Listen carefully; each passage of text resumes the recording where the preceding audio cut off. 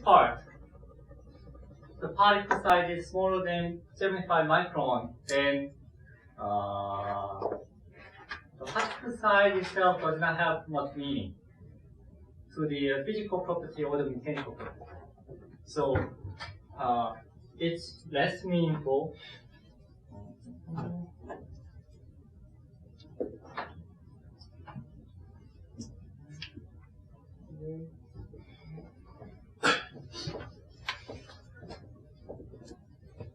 It's meaningful to categorize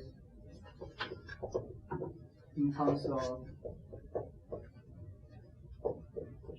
particle size.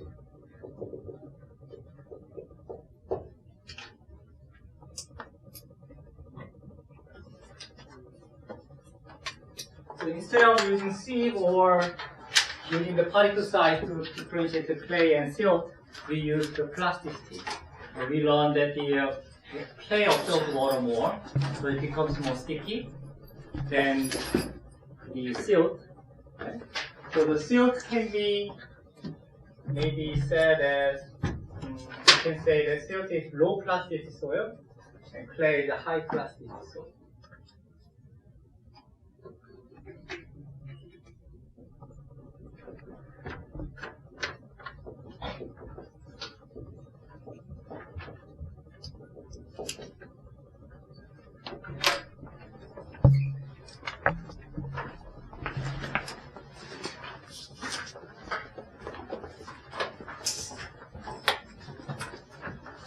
So from now on, in the next last class, we learned about the clay size distribution, right? GSD curve, and that's from the sieve analysis. That's for coarse grain soil.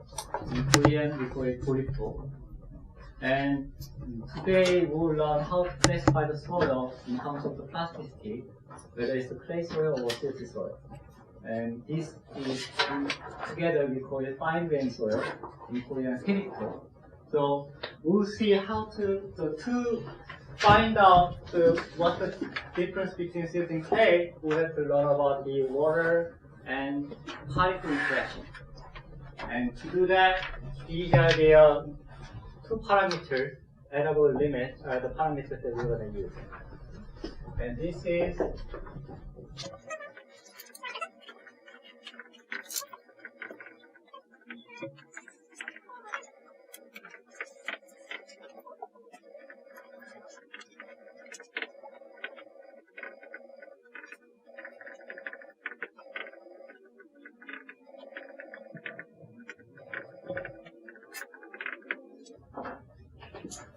so the Atterberg limit, actually Atterberg is the name of scientist. I'm going to explain it to you later who he is. Atterberg limit is a threshold water content at which certain types of behavior are expected for the soil, and unique water content boundary for each soil. So if you take a sample from Busan, the marine clay, it will have unique Atterberg limit.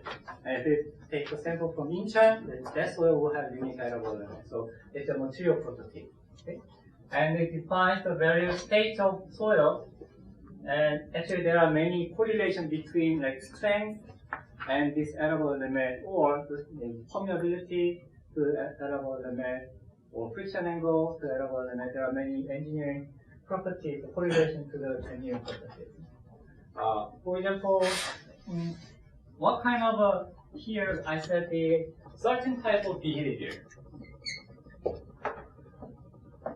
And that is, the clay will show you different behavior depending on the water content, how much water you add in. If it's very dry, for example, if this clay, when dry,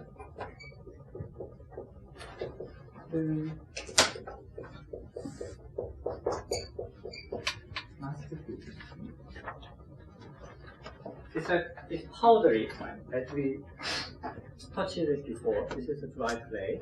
Right? You remember the feeling that you play with. And when you add the water, it becomes sticky, right? And add water.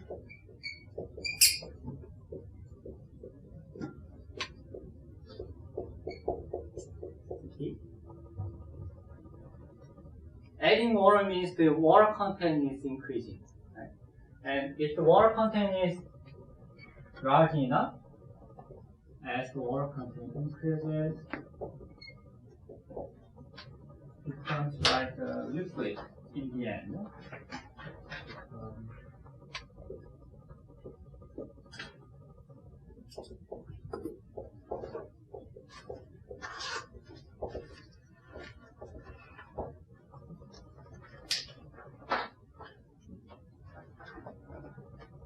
So these kind of behavior or the fabric can be expressed as a mechanical term. So I go here. Say the soil behavior versus water content.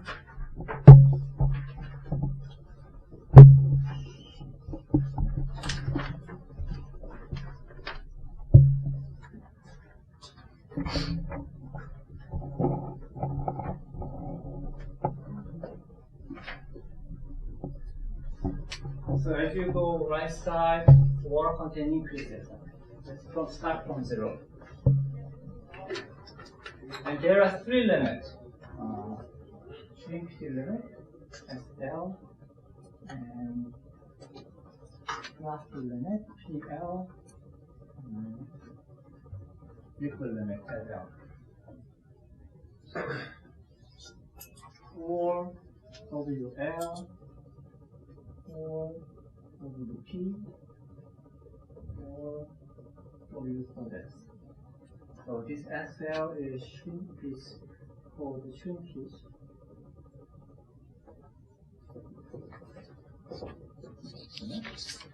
And the PL is abbreviation of plastic limit.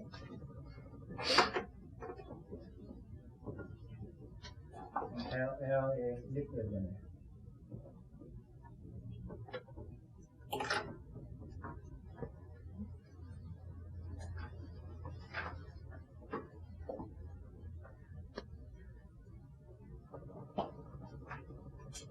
When the water is added little in this range, we call it brittle solid.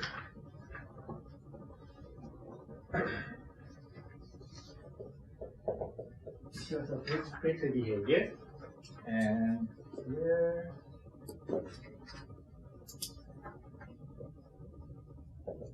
semi-solid. Here plastic solid.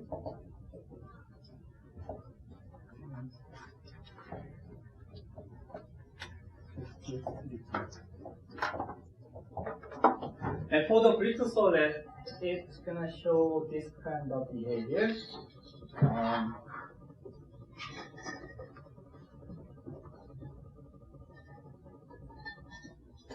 So imagine that you have a soil mass which shows the brittle behavior. Brittle is like what? What's the example, the very representative example showing the brittle behavior? What does the brittle mean?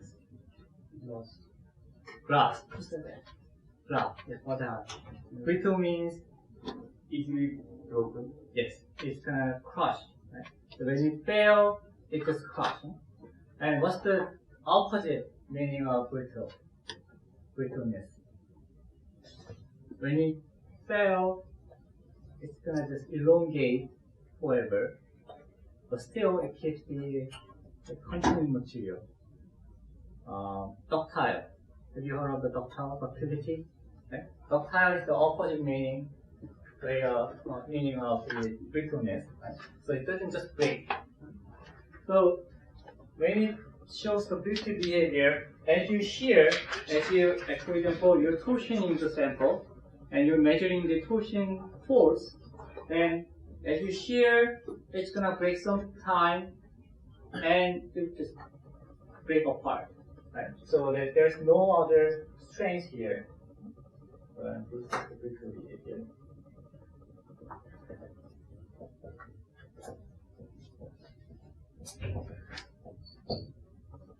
So crumble.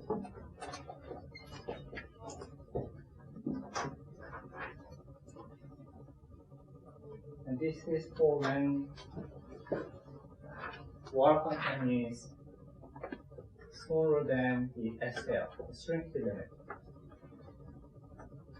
When the water content is in between the plastic limit and the liquid limit,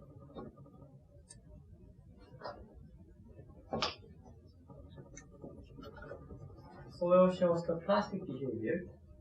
So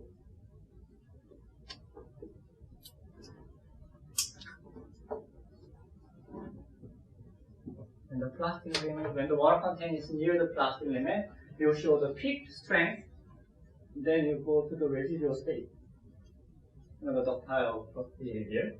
And if it's liquid limit, if the water content is near the liquid limit, it just shows the strain hardening behavior. So,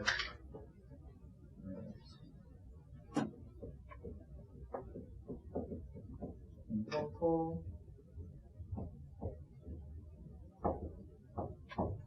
for the ductile. When the water content is larger than liquid limit,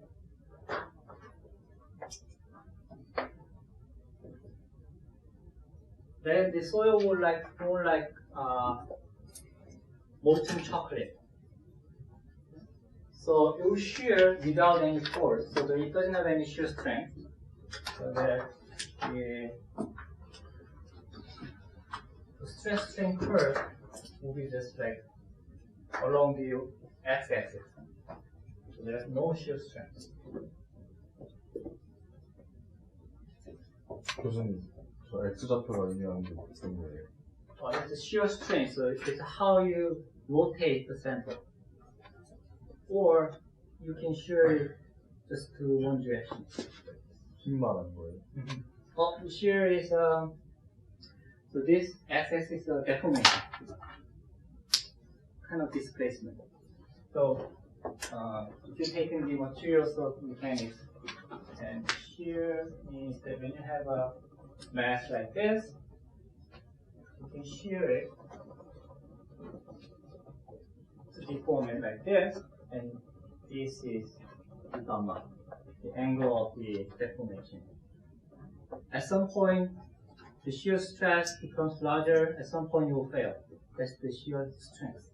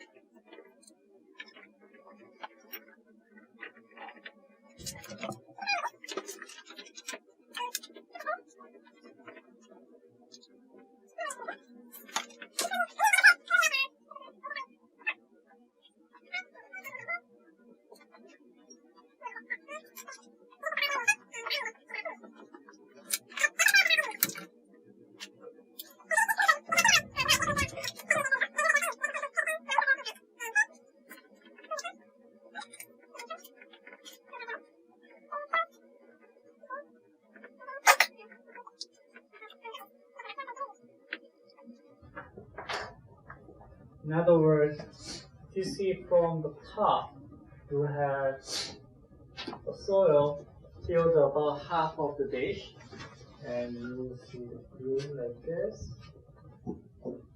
And when you close it,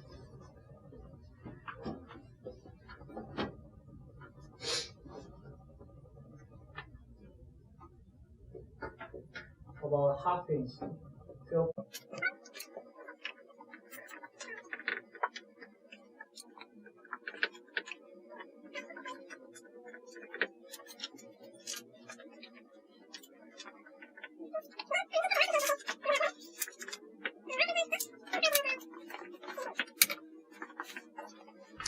Then you can draw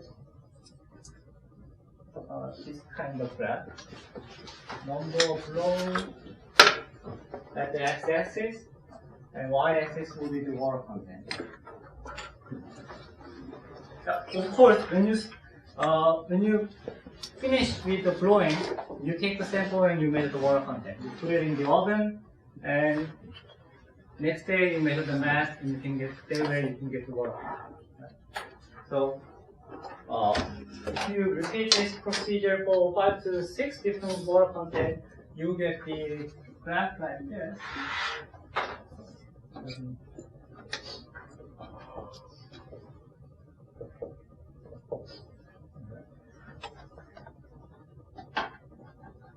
What does it mean?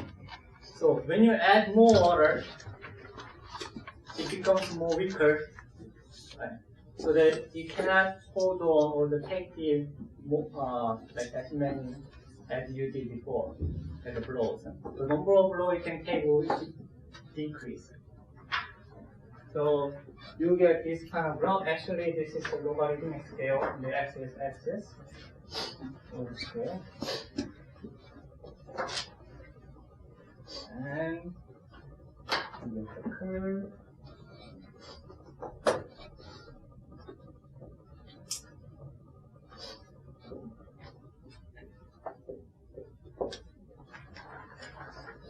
The water content at the 25 lows is the liquid limit.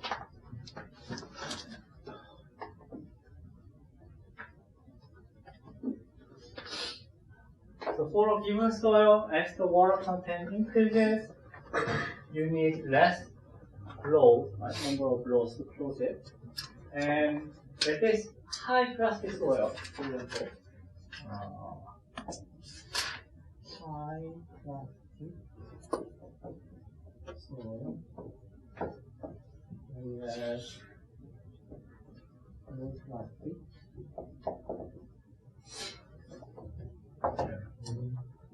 which one will have a higher liquid limit?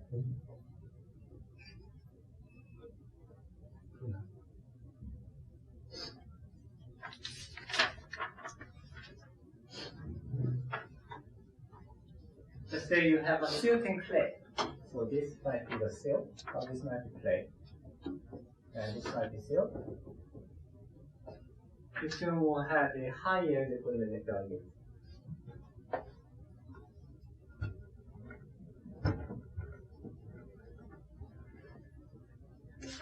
Clay. Correct. Why?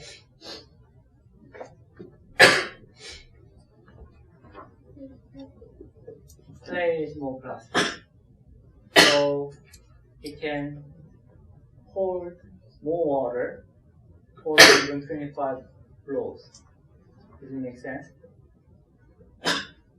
So silt, in other words, if clay can hold like 50% of the water content, and still it is able to take the 25 blows.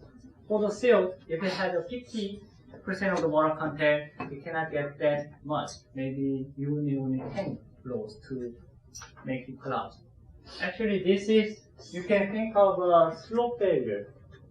It looks like very simple. It's like a childish play, but it has a mechanical principles itself. So when you add the dynamic force, and it becomes failed like a slope failure, and so you can catch up, and it becomes loosely float to the bottom and it crosses the groove. So it's a small scale of the slope failure. So if you have a high plasticity soil, then the line will be placed higher than this soil, maybe here. And if you have low plastic soil, then you have a curve placed in the lower part. So that means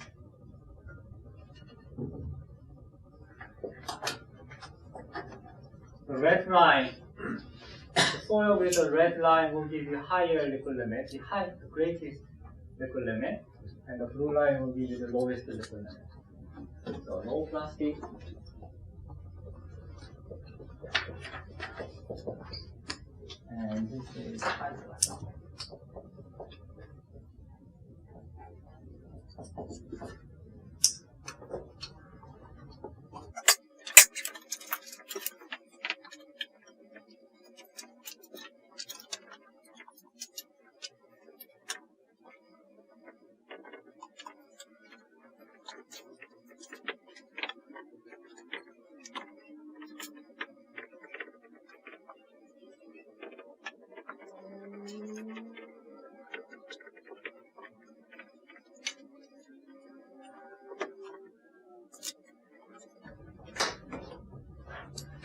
So it's somewhat arbitrary, and actually to get the consistent and reproducible plastic limit, it requires some practices.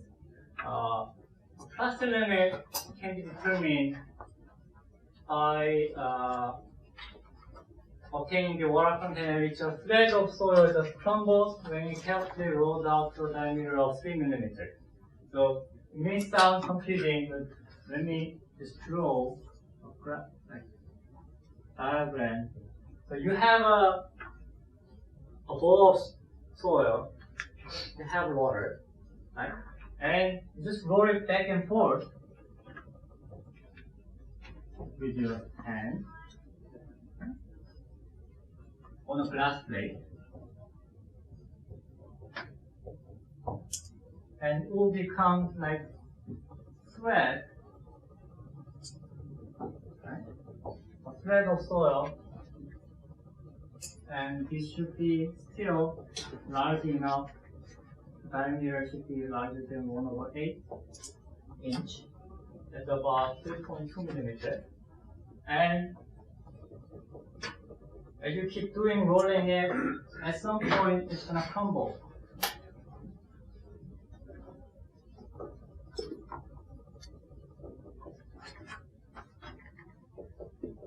Crumble like that. And when it crumbles, the diameter should be about 1/8 inch. And the length of each piece is about 1/8 to 3/8 inch. That's about 3 to 10 millimeters.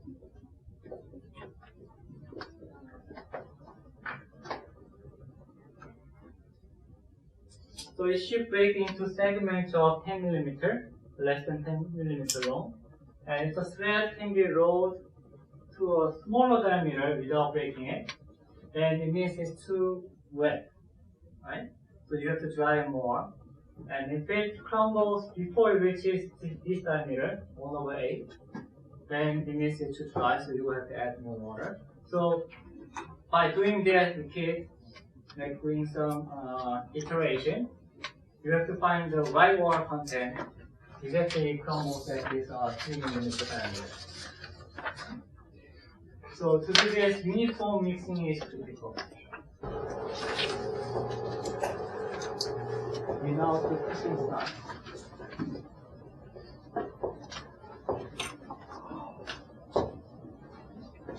And these two parameters are used to classify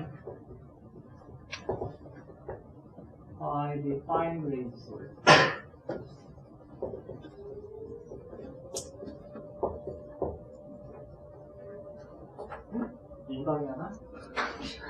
This is you can hear the siren. Then we have to stop the class, but I'm going to continue. The liquid limit, in general, the clay shows the liquid limit less than 100, and the plastic limit less than 40. But in some special case, when the clay is very sensitive clay or marine clay, it can be as high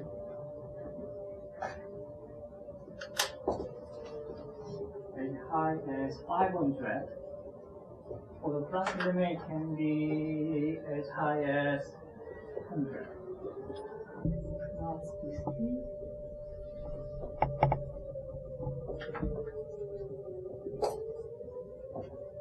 Index.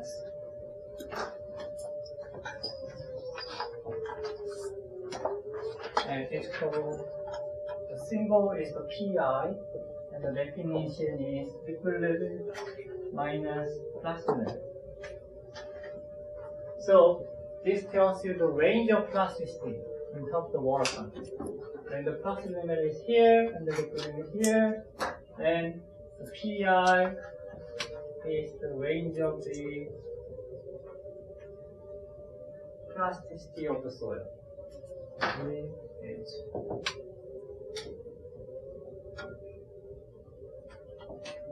Range of water content over which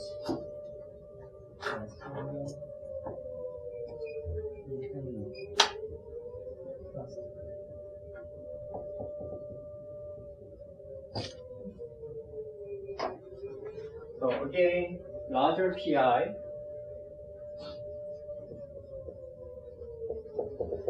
shows the plastic pH, and the larger PI it's more plastic.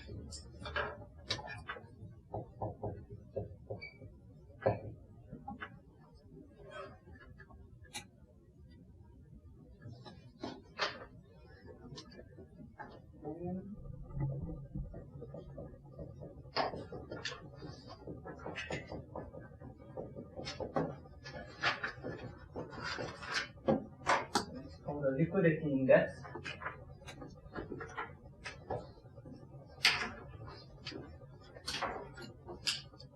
And the definition of the liquidity index, normally we use the Li to denote the liquidity index. Li is the natural water content minus PL over PI. Here the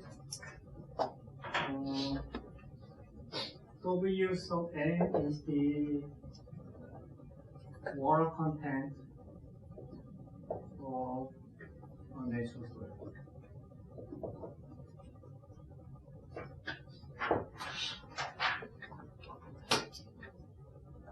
So this is the index for scaling the natural water content to predict the soil behavior. Okay? So for example, when you have this graph again, in terms of the water content, and here's the PL, this is the liquid limit, water content. When the water content of the natural soil is below than PL, what's the value for the Li? The range, will it be larger than 0 or smaller than 0? So it will give you the negative value because the water content is smaller than PL, right? So when the liquid limit, the liquidity index is smaller than 0, it shows the what? Brittle behavior. Right? And when the water content is at plastic limit, then liquidity index will be 0. And what about here, when the water content is at the liquid limit? In Li, the liquidity index will be identical, right? 1. So in between, this liquidity index will be larger than 0 and smaller than 1. And here, larger than 1.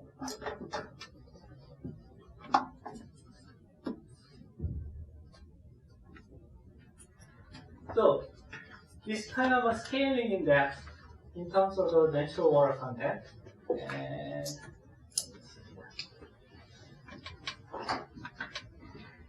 if a natural soil has the liquidity index less than 0, that means it shows the brittle behavior.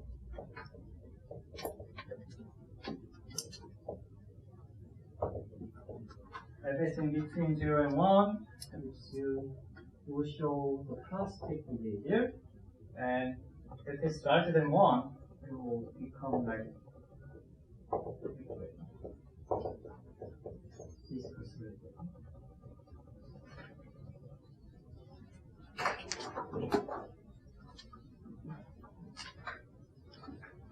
And this liquidity index is useful when you have different water content in one layer. For example, this is fine grained soil.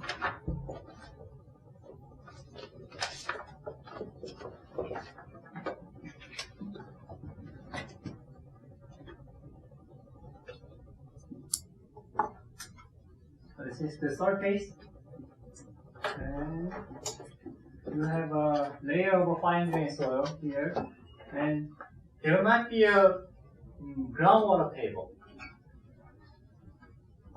in this layer.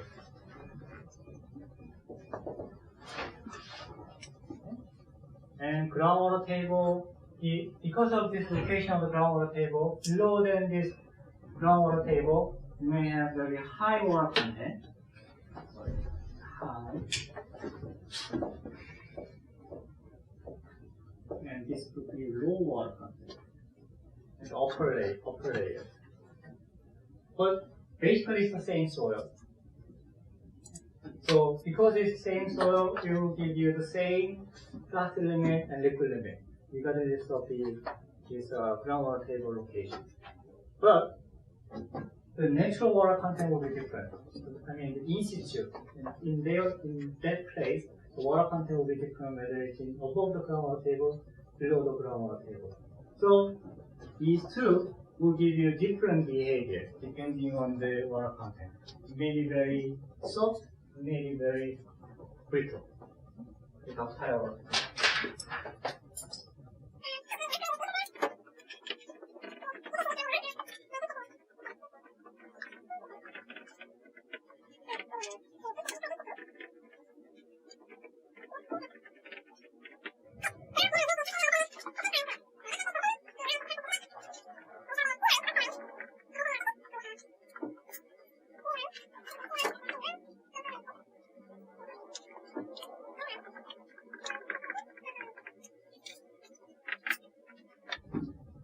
Here, the above the A line.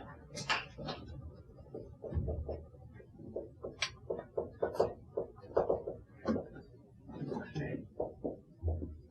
You see, and below the A line, it's silt. Use N. And when it's right side of, when the liquid limit is larger than 50, then it's high plasticity.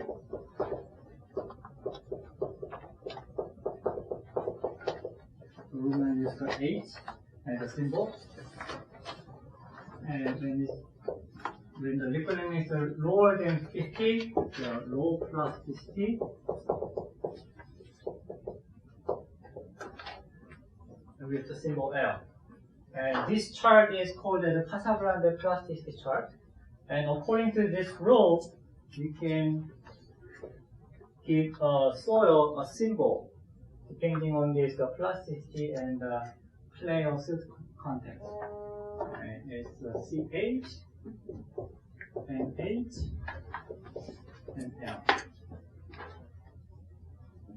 So it's a low plasticity clay and high plasticity clay and high plasticity silt and low plasticity silt.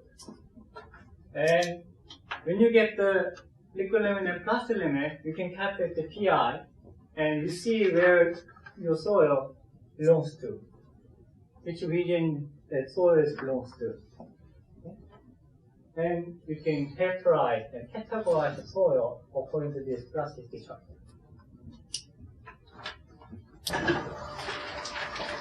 So here is the same graph I just drew here on the whiteboard.